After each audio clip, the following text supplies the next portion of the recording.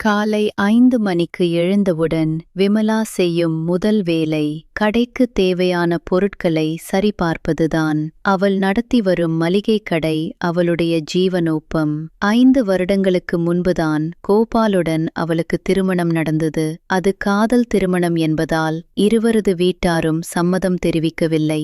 ஆனாலும் இருவரும் சந்தோஷமாக வாழ்ந்து வந்தனர். கோபாலுக்கும் விமலாவுக்கும் ஒரு அழகான ஆண் குழந்தை பிறந்தது. பெயர் விக்ரம். கடையின் வேலையும் குழந்தையின் பராமரிப்புமாக விமலாவின் நாட்கள் இனிமையாக ஓடிக்கொண்டிருந்தன. கோபால் ஒரு தனியார் நிறுவனத்தில் பணிபுரிந்து வந்தார். அவர் விமலாவை மிகவும் அன்பாகவும் மரியாதையாகவும் நடத்தி வந்தார். விமலாவுக்கு எந்தவிதமான குறையும் இருக்கவில்லை. வாழ்க்கை ஒரு தங்கக் கனவாக இருந்தது. ஆனால் தலைவிதி வேறு மாதிரி நினைத்திருந்தது.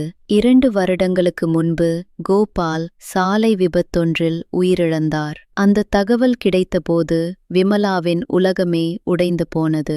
அவளுக்கு ஒன்றுமே புரியவில்லை. தனது கணவனின்றி தான் எப்படி வாழ்வது என்று திகைத்து போனாள். கோபால் இல்லாத வெறுமை அவளை வாட்டியது. இருந்தாலும் தனது குழந்தை விக்ரமின் முகத்தை பார்க்கும்போது அவளுக்கு ஒரு புது உற்சாகம் வந்தது. தனக்காக அல்ல, தன் பிள்ளைக்காகவாவது வாழ வேண்டும் என்று முடிவெடுத்தாள். கடையின் வருமானத்தைக் கொண்டு அவள் மாதா மாதம் கொஞ்சமாக பணத்தை சேமிக்கத் தொடங்கினாள். அதனுடன் கோபால் எடுத்திருந்த கடனும் அவளுக்கு ஒரு பாரமாக இருந்தது. அதை தீர்க்கவும் அவள் கூடுதல் கடன்களை வாங்கியிருந்தாள். இந்த நிலையில்தான் கோபாலின் நெருங்கிய நண்பரான சிவகுமார் விமலாவுக்கு உதவ முன்வந்தார். அவர் வெளிநாட்டில் பணிபுரிந்து வந்தாலும் ஏதேனும் அவசரத்திற்கு விமலா அழைத்தால் உடனே உதவி செய்வார். விமலாவின் குடும்ப நிலைமையை உணர்ந்தது சிவகுமார் அவளுக்கு உறுதுணையாக இருந்தார். விமலாவும் சிவகுமாரின் உதவிகளை பார்த்து அவரிடம் மிகுந்த நன்றியும் நம்பிக்கையும் கொண்டாள். சிவகுமார் வெளிநாட்டிலிருந்து ஊருக்கு திரும்பும் தேதி நெருங்கிக் கொண்டிருந்தது. அவர் திரும்பியதும் விமலாவை சந்தித்து அவளுக்கு ஒரு நல்ல வாழ்க்கையை ஏற்படுத்தி தருவதாக கூறியிருந்தார். விமலாவும் சிவகுமாருக்கு ஏற்ற ஒரு பெண்ணை பார்க்கும்படி அவரிடம் கூறினாள். ஆனால் சிவகுமாரோ, எனக்கு விமலா மாதிரியான ஒரு நல்ல மனம் படைத்த பெண் கிடைத்தால் போதும் என்று அடிக்கடி சொல்வார். இவ்வளவு நேரமும் விமலாவை தவிர வேறு யாரையும் அவர் மனதில் வைத்திருக்கவில்லை என்பது பின்னர் தெரியவந்தது. சிவகுமார் ஊருக்கு திரும்பிய பிறகு அவர் நேரடியாக விமலாவை சந்திக்க முடிவு செய்தார். அவர் மனதில் ஒரு கேள்வி உருவாகிக் கொண்டிருந்தது. விமலா எப்படி இருக்கிறாள்? அவளால் இன்னும் மீள முடியவில்லையா?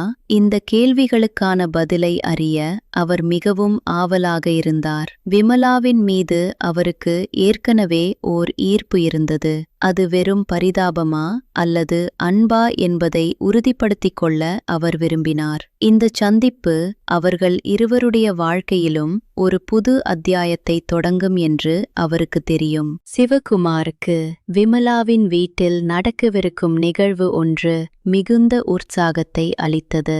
அடுத்து வரும் ஞாயிற்றுக்கிழமை விக்ரமின் பிறந்த நாள். விமலா சிவகுமாரை மட்டும் தனியாக அழைத்திருந்தாள். வேறு யாரையும் நான் கூப்பிடவில்லை, உங்களை மட்டும்தான். நீங்கள் கண்டிப்பாக வந்தாக வேண்டும் என்று அவள் பாசமாக கூறியிருந்தாள். இந்த அழைப்பு சிவகுமாரின் மனதில் ஒரு புதிய ஆவலை உண்டாக்கியது. அவர் உடனே ஒப்புக்கொண்டு அந்த நாளுக்கான ஆயத்தங்களில் இறங்கினார். விக்ரமுக்கு புது புது ஆடைகளும் பொம்மைகளும் வாங்கினார். விமலாவுக்கு ஒரு அழகான பட்டுப்புடவையும் அவளுக்கு மிகவும் பிடித்தமான மல்லிகை மலரும் வாங்கினார். அந்த மல்லிகை மலருக்கு ஒரு சிறப்பு அர்த்தம் இருந்தது. கோபால் உயிரோடு இருந்தபோது அடிக்கடி விமலாவுக்கு மல்லிகை மலர் வாங்கி கொடுப்பார். அந்த மலரை கண்டதும் விமலாவின் கண்களில் கண்ணீர் வழியும் என்பதை சிவகுமார் அறிந்திருந்தார்.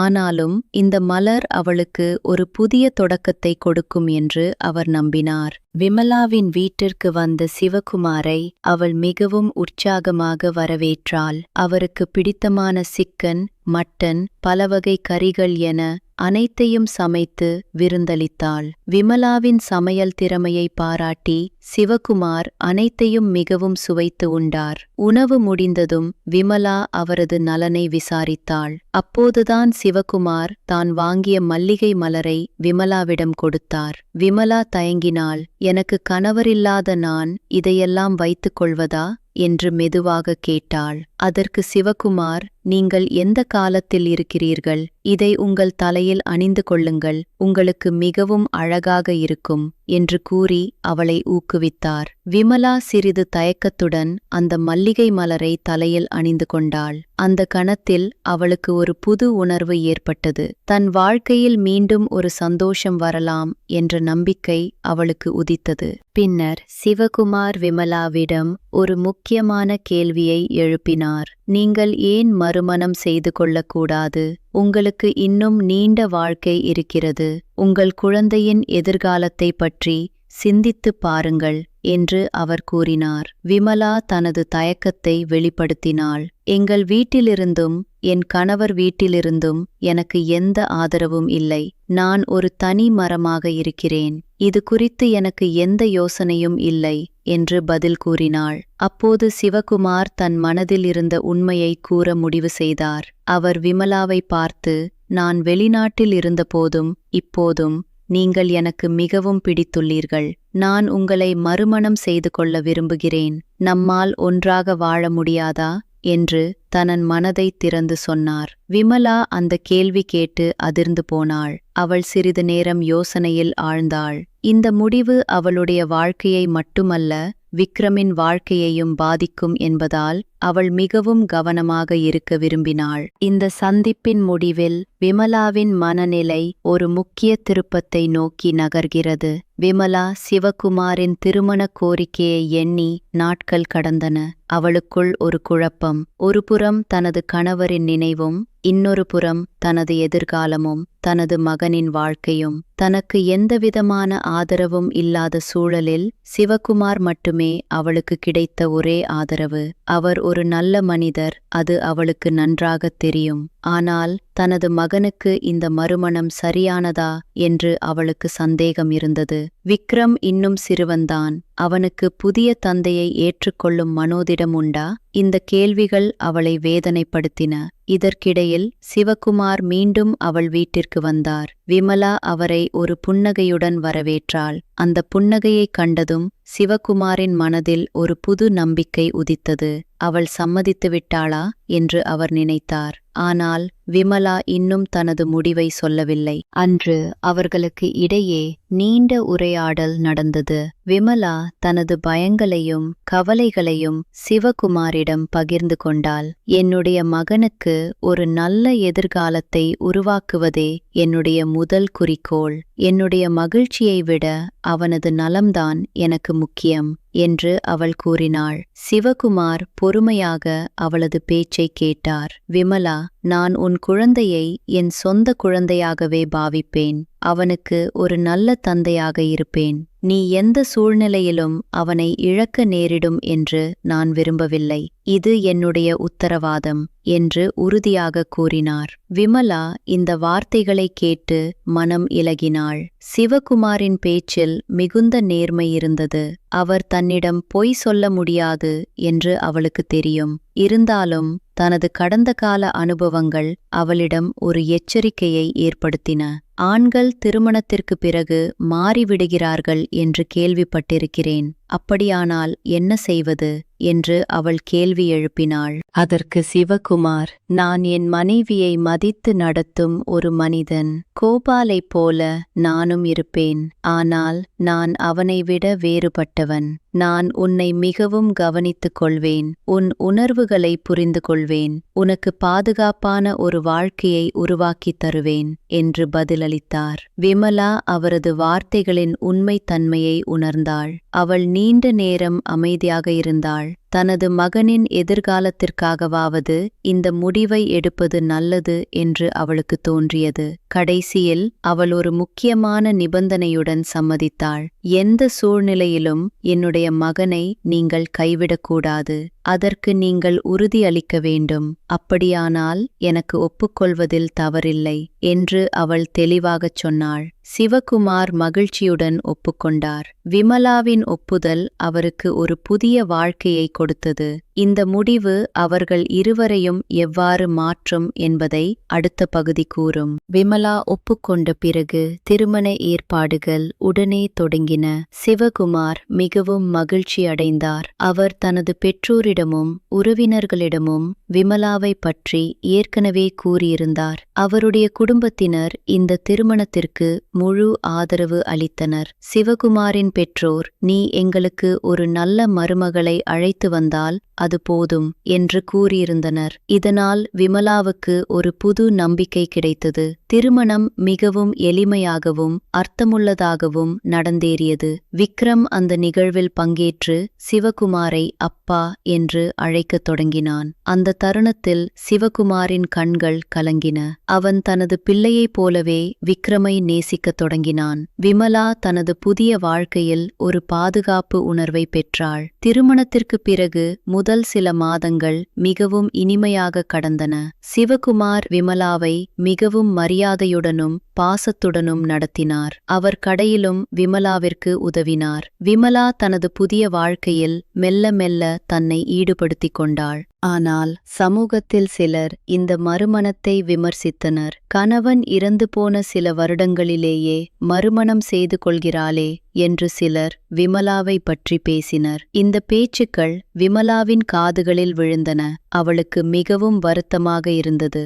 ஆனால் சிவகுமார் அவளை ஆதரித்தார். "நமக்கு நம்முடைய வாழ்க்கை முக்கியம். அவர்கள் என்ன சொல்கிறார்கள் என்பதை கண்டுகொள்ள வேண்டாம். நீ சரி என்று நினைப்பதை செய்" என்று அவர் விமலாவை ஊக்கப்படுத்தினார். விமலாவும் சிவகுமாரின் இந்த ஆதரவை பார்த்து தனக்கு சரியான முடிவை எடுத்துவிட்டோம் என்று நம்பினாள். சிவகுமார் தனது வார்த்தைகளில் நிற்கும் ஒரு மனிதர். விமலாவை அவர் ஒருபோதும் கீழ்த்தரமாக நடத்தவில்லை. அவளுடைய கருத்துக்களுக்கு மதிப்பு கொடுத்தார். விமலா தனது கடையின் வருமானத்தை அதிகரிக்க ஒரு புது திட்டத்தை சிவகுமாரிடம் சொன்னபோது அவர் உடனே ஊக்குவித்தார். "நீ நினைத்தால் நான் உன்னுடன் இணைந்து இதை செய்யலாம்" என்று அவர் கூறினார். இது விமலாவுக்கு ஒரு புது தன்னம்பிக்கையை கொடுத்தது. இந்த இணக்கமான வாழ்க்கையின் முதல் வருடத்திலேயே விமலா ஒரு பெண் குழந்தையை பெற்றெடுத்தாள். அவளுக்கு திவ்யா என்று பெயரிட்டனர். சிவகுமாரும் விமலாவும் மகிழ்ச்சியின் உச்சத்தில் இருந்தனர். ஒரு வருடம் கழித்து விமலா மீண்டும் கர்ப்பமானாள். இந்த முறை ஒரு ஆண் குழந்தை பிறந்தது. பெயர் கார்த்திக். இவ்வளவு சந்தோஷத்திற்கு மத்தியில் ஒரு கேள்வி சிவகுமாரின் மனதில் உதித்தது. தனது முதல் மனைவியின் நினைவுகளை விமலா மறந்துவிட்டாளா? இந்த கேள்விக்கான பதிலை அடுத்த பகுதியில் காண்போம். திருமணமாகி 2 வருடங்கள் கடந்துவிட்டன. விமலாவின் வாழ்க்கை ஒரு கனவாக மாறியிருந்தது. சிவகுமாரின் பாசமும் அவரது குடும்பத்தினரின் ஆதரவும் அவளை முழுமையாக மாற்றியிருந்தது. விக்ரம், திவ்யா, கார்த்திக் மூவருமே விமலாவின் உலகம். அவள் கடையில் கிடைக்கும் வருமானத்தை வைத்து குழந்தைகளின் எதிர்காலத்திற்காக சேமிக்கத் தொடங்கினாள். சிவகுமார் தனது வேலையில் கவனம் செலுத்தினாலும் வீட்டிற்கு வந்ததும் தன் குழந்தைகளுடன் நேரத்தை செலவிடுவார். அவர் 3 பிள்ளைகளுக்கும் சமமான பாசத்தை வழங்கினார். விக்ரமை அவர் ஒருபோதும் வித்தியாசமாக நடத்தவில்லை. மாறாக விக்ரமுக்கு அதிக கவனமும் அன்பும் கொடுத்தார். "இவன் என் மூத்த மகன்" என்று அவர் பெருமையுடன் சொல்லிக் கொள்வார். விமலா இதை பார்த்து மிகவும் மகிழ்ச்சி அடைந்தாள். தன் முடிவு சரிதான் என்று அவளுக்கு தோன்றியது. சிவகுமார் ஒரு நல்ல தந்தை மட்டுமல்ல, ஒரு நல்ல கணவனாகவும் இருந்தார். விமலாவின் துயரங்களையும் கவலைகளையும் அவர் புரிந்து கொண்டார். அவள் சோர்வாக இருக்கும்போது அவர் கடையின் பொறுப்பை ஏற்றுக்கொண்டார். அவளுக்கு பிடித்தமான உணவுகளை வாங்கி வந்தார். சின்ன சின்ன விஷயங்களில் அவளுக்கு ஆச்சரியங்கள் கொடுத்தார். ஆனால் விமலாவின் மனதில் எப்போதும் கோபாலின் நினைவு இருந்தது. சிவகுமாரின் மீது அவளுக்கு அளவு கடந்த அன்பு இருந்தது. இருந்தாலும் கோபால் அவளின் முதல் கணவர். அவரின் நினைவுகள் அவளை விட்டு நீங்கவில்லை. ஒருநாள் விமலா தனது அறையில் கோபாலின் பழைய புகைப்படத்தை பார்த்து கொண்டிருந்தாள். அப்போது சிவகுமார் உள்ளே வந்தார். அவர் அந்த புகைப்படத்தை பார்த்துவிட்டு சிறிது நேரம் அமைதியாக இருந்தார். பின்னர், "விமலா, கோபால் ஒரு நல்ல நண்பன். அவனை இழந்தது எனக்கும் ஒரு பெரிய இழப்பு. ஆனால் நாம் இப்போது ஒன்றாக இருக்கிறோம். நீ அவனை நினைத்து வருந்துவது எனக்கு புரிகிறது. ஆனால் உன்னுடைய கடந்த காலத்தை விட எதிர்காலத்தில் கவனம் செலுத்து" என்று மெதுவாக கூறினார். இதை கேட்டு விமலாவுக்கு ஒரு புது புரிதல் ஏற்பட்டது. சிவகுமார் தன்னை புரிந்து கொள்ளும் ஒரு மனிதர். அவர் தன்னுடைய உணர்வுகளை மதிக்கிறார். அன்று முதல் விமலா கோபாலின் நினைவுகளை மனதில் வைத்துக் கொண்டாலும் சிவகுமாருடனான தனது புதிய வாழ்க்கையில் முழுமையாக ஈடுபட முடிவு செய்தாள். கோபால் இருந்த இடத்தில் சிவகுமாரை அவள் வைத்து பார்க்கவில்லை. மாறாக இருவரும் வேறுபட்டவர்கள், இருவரும் தனக்கு முக்கியமானவர்கள் என்று உணர்ந்தாள். இந்த மனமாற்றம் விமலாவை இன்னும் நேர்மறையானவளாக மாற்றியது. கடையில் அவளுடைய வியாபாரம் மேலும் உயர்ந்தது. ஏனென்றால் அவள் வாடிக்கையாளர்களுடன் மிகவும் அன்பாக பேசத் தொடங்கினாள். சிவகுமாரின் மனைவி என்ற பெருமை அவளுக்கு கூடுதல் ஆதரவை பெற்றுத்தந்தது. மேலும் சிவகுமாரின் குடும்பத்தினர் விமலாவை மிகவும் நேசித்தனர். அவளுடைய மாமியார் அவளுடன் மிகவும் பாசமாக இருந்தார். "நீ எங்கள் குடும்பத்திற்கு ஒரு ஆசீர்வாதம்" என்று அவர் அடிக்கடி கூறுவார். விமலா இத்தனை சந்தோஷத்தில் இருந்தாலும் அவளுக்கு ஒரு கவலை இருந்தது. சிவகுமார் மிகவும் கனிவாக இருப்பதால் அவர் தனக்கு பிடிக்காத விஷயங்களை வெளிப்படையாக சொல்லாமல் இருப்பாரோ என்று. இந்த கேள்வி அவளை சிறிது தொந்தரவு செய்தது.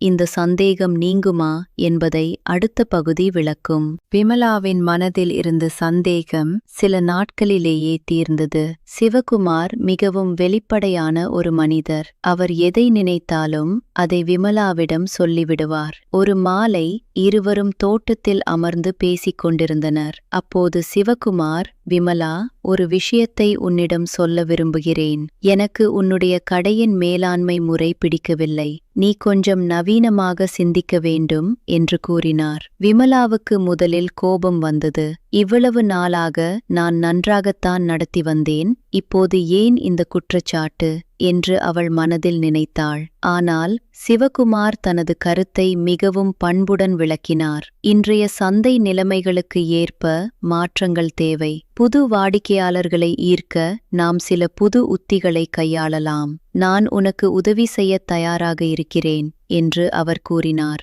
விமலா கொஞ்ச நேரம் யோசித்தாள். பின்னர் சிவகுமாரின் கருத்தில் ஓர் உண்மை இருப்பதை உணர்ந்தாள். அவர் தனக்கு எதிராக பேசவில்லை, மாறாக முன்னேற்றத்திற்காக பேசுகிறார். அன்று முதல் விமலா சிவகுமாருடன் இணைந்து கடையில் புதிய மாற்றங்களை செயல்படுத்தத் தொடங்கினாள். அதன் விளைவாக கடையின் வருமானம் மேலும் அதிகரித்தது. விமலாவும் சிவகுமாரும் ஒன்றாக வேலை செய்வதை குழந்தைகள் மிகவும் ரசித்தனர். விக்ரமுக்கு இப்போது 10 வயது. அவன் தனது தம்பிக்கும் தங்கைக்கும் நல்ல முன்னுதாரணமாக விளங்கினான். தன்னுடைய புதிய அப்பா சிவகுமாரை அவன் மிகவும் மதித்தான். ஒரு நாள் விக்ரம் சிவகுமாரிடம், "அப்பா, எனக்கு ஒரு சைக்கிள் வேண்டும்" என்று கேட்டான். உடனே சிவகுமார் அவனுக்கு ஒரு புதிய சைக்கிள் வாங்கி கொடுத்தார். அந்த சைக்கிளில் அவனுக்கு ஓட்டோட்ட கற்றுக் கொடுக்க நேரம் ஒதுக்கினார். விமலா இந்த காட்சியை பார்த்து மிகவும் நெகிழ்ந்து போனாள். சிவகுமார் விக்ரமை தனது சொந்த மகனைப் போலவே நடத்துகிறார். அந்த அக்கறை,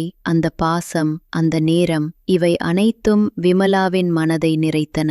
விமலா கடையின் வேலைகளில் பிஸியாக இருந்தாலும் குடும்பத்திற்காக தனக்கு கிடைக்கும் நேரத்தில் அனைவருடனும் இருப்பாள். குழந்தைகளின் படிப்பில் அவளுக்கு மிகுந்த கவனம் உண்டு. விக்ரமின் அறிவியல் தேர்வில் அவளே உதவி செய்தாள். அப்போது திவ்யா வந்து, "அம்மா, நானும் உங்களுடன் படிக்கிறேன்" என்று கூறினாள். விமலாவுக்கு ஒரு அதிசயம் போலிருந்தது. குடும்பத்தில் அனைவரும் ஒன்றிணைந்து இருப்பது மிகவும் அரிதான ஒன்று. இந்த சந்தோஷத்திற்கு நடுவில் சிவகுமாரின் அக்கறை மேலும் அதிகரித்து அவர் விமலாவிற்கு ஒரு சர்ப்ரைஸ் கொடுக்க முடிவு செய்தார். என்ன சர்ப்ரைஸ்? அதை அடுத்த பகுதியில் காணலாம். சிவகுமார் அடுத்த வாரம் விமலாவின் பிறந்த நாள் என்பதை நினைவில் வைத்திருந்தார். அன்று காலையில் எழுந்ததும் விமலாவிற்கு ஒரு புதிய நகைப்பெட்டியை பரிசாக கொடுத்தார். அதில் ஒரு அழகான தங்கச் சங்கிலியும் அதனுடன் கோபாலின் நினைவு பதித்த சிறு லாக்கெட்டும் இருந்தது. விமலா அதை பார்த்து அதிர்ந்து போனாள். இது எப்படி என்று கேட்டாள். சிவகுமார் சிரித்துக்கொண்டே, "கோபாலின் புகைப்படத்தை நீ வைத்திருக்கும் நகைப்பெட்டியை பார்த்தேன். நீ அவனை மறக்கவில்லை என்பது எனக்கு தெரியும். அதனால்தான் உனக்கு அவனின் நினைவுடன் ஒரு பரிசு கொடுக்க விரும்பினேன். இந்த லாக்கெட்டில் நீ அவனது சிறு புகைப்படத்தை வைக்கலாம். அவன் எப்போதும் உன்னுடன் இருப்பான். அதே நேரத்தில் நான் கொடுத்த சங்கிலியும் உன்னுடன் இருக்கும் என்று கூறினார். இதை கேட்ட விமலாவுக்கு ஒரே அடியாக அழுகை வந்துவிட்டது. அவள் சிவகுமாரின் அரவணைப்பிற்குள் சென்று, நீங்கள் இவ்வளவு நல்ல மனம் படைத்தவர் என்பது எனக்கு தெரியும். ஆனால் இந்த பரிசு அதையெல்லாம் தாண்டியது. எனக்கு கோபாலை மறக்க முடியாது, ஆனால் உங்களை விடவும் முடியாது. நீங்கள் இருவருமே எனக்கு மிகவும் முக்கியம் என்றால் அந்த கணம் அவர்களது உறவில் ஒரு புதிய பரிமாணத்தை உருவாக்கியது. சிவகுமாரின் புரிதலும் அவரது தாராள மனப்பான்மையும் விமலாவின் மீதான அன்பை இன்னும் ஆழமாக்கியது. இந்த நிகழ்வு விமலாவின் மனதை முழுமையாக மாற்றியது. கோபாலின் நினைவுகளை அவள் மறந்துவிடவில்லை, ஆனால் அவற்றை ஒரு புதிய கோணத்தில் பார்க்கத் தொடங்கினாள். கோபால் அவளுக்கு முதல் அன்பு, சிவகுமார் இரண்டாவது அன்பு. இருவரும் வேறுபட்டவர்கள், இருவரும் அவளுக்கு கிடைத்த அதிர்ஷ்டம். இந்த உணர்வு அவளுக்குள் ஒரு புது அமைதியை உருவாக்கியது. விமலா தனது வாழ்க்கையில் மிகவும் மகிழ்ச்சியாக இருந்தாள். கடையில் வியாபாரம் உச்சத்தில் இருந்தது. குழந்தைகள் அனைவரும் நன்றாக படித்து வந்தனர். சிவகுமாருடனான அவளது உறவு இன்னும் இறுக்கமானது. இந்த சந்தோஷத்தின் மத்தியில் தனது முதல் கணவரின் கடன்களை முழுவதுமாக அடைத்துவிட்டதாக விமலா சிவகுமாரிடம் கூறினாள். அவரும் அவளை பாராட்டி, இதற்கு நீதான் உதவியாளன் என்று சொன்னார். விமலா தனக்குள்ளேயே ஒரு சுய திருப்தியை உணர்ந்தாள். அவள் இப்போது ஒரு புது மனிதலாக உருமாறியிருந்தாள். தனக்குள் நிறைவையும் தன்னம்பிக்கையையும் பெற்றிருந்தாள். இந்த மகிழ்ச்சி நிலைப்பதுடன் சிவகுமார் விமலாவை தனது குடும்பத்துடன் ஒரு பயணம் அழைத்துச் செல்ல திட்டமிடுகிறார். அந்த பயணம் அவர்களுக்கு மேலும் நெருக்கத்தை தரும். வாழ்க்கை என்பது இனிமையான ஆச்சரியங்கள் நிறைந்த ஒரு பயணம். விமலா அந்த பயணத்தை முழுமையாக அனுபவிக்க தயாராக இருக்கிறாள். அவளுடைய கதை இங்கே முடிவடைந்தாலும் அவளது புதிய வாழ்க்கையின் ஒவ்வொரு நாளும் ஒரு புதிய தொடக்கமாக அமைகிறது.